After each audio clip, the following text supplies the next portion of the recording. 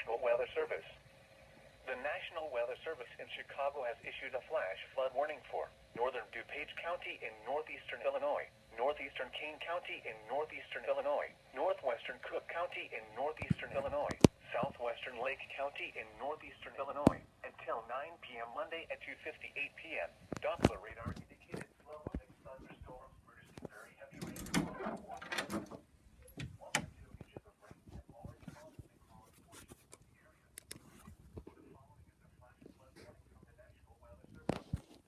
A flash flood warning remains in effect until 9 p.m. for northern DuPage, northeastern Kane, northwestern Cook, and southwestern Lake counties. At 4:14 p.m., Doppler radar indicated thunderstorms that had produced heavy rain across the Warren area had dissipated, with light to moderate rain across portions of the area. Rainfall amounts of up to 2.5 inches of rain have already fallen based off radar estimates and observer reports. Flash flooding is expected to continue due to runoff from the heavy rainfall.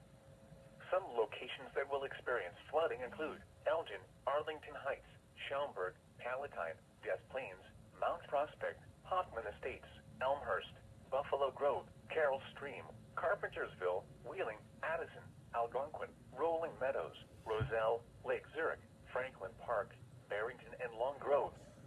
This includes Schaumburg, Boomers Baseball, and Harvard College. Turn around. Don't drown when encountering flooded roads. Most flood deaths occur in vehicles.